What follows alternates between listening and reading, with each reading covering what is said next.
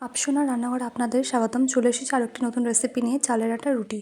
চালের আটার রুটি বানালে কি শক্ত হয়ে যায়, আজ দেখাবো সারাদিন নরম থাকার সিক্রেট টিপস। তো চলুন শুরু করা যাক।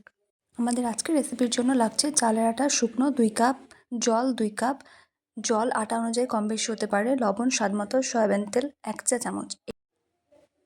প্রথমে কড়াইতে আমি 2 কাপ মতো জল দিয়ে দিয়েছি, তারপর দিয়ে দিলাম স্বাদমতো লবণ,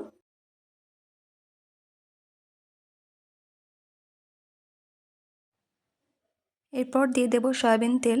এটাই রুটিটাকে সারাদিন নরম রাখবে। জলটা যখন টকবক করে ফুটতে শুরু করবে তখনই চালের আটা দিয়ে দিতে হবে।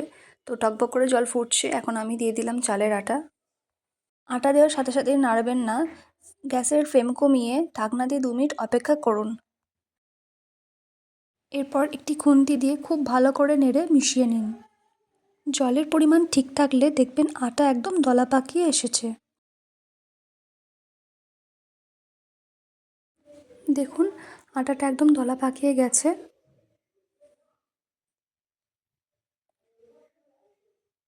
এবার গ্যাস বন্ধ করে 5 মিনিট দমে রাখুন। 5 মিনিট পর দেখুন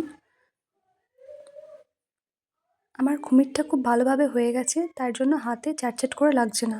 যখন হাতে চ্যাটচ্যাট করে লাগবে না তখন বুঝবেন যে খুমিরটা খুব ভালোভাবে হয়ে গিয়েছে।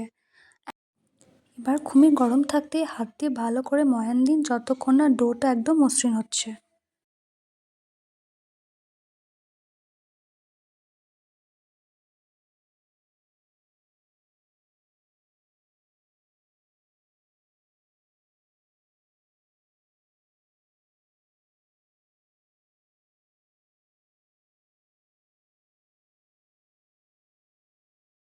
এখন পাতলা পাতলা করে রুটিগুলো বেলে নেব। শুকনো আটা দিয়ে পাতলা করে বেলে নিতে হবে। দেখুন ধারগুলো কিন্তু একটুও ফাটছে না। খুমিরে ভালোভাবে মালিশ দিলেই সাইডগুলো ফাটবে না। গরম তাওয়ায় লো টু মিডিয়াম ফ্লেমে রুটি সেঁকে নিতে হবে, এবং বেশিক্ষণ রুটি সেঁকবেন না, বেশিক্ষণ রুটি সেঁকলেই কিন্তু রুটি শক্ত হয়ে যাবে। এভাবে সেঁকে নিলেই তৈরি আমাদের তুলতুলে চালের আটার রুটি।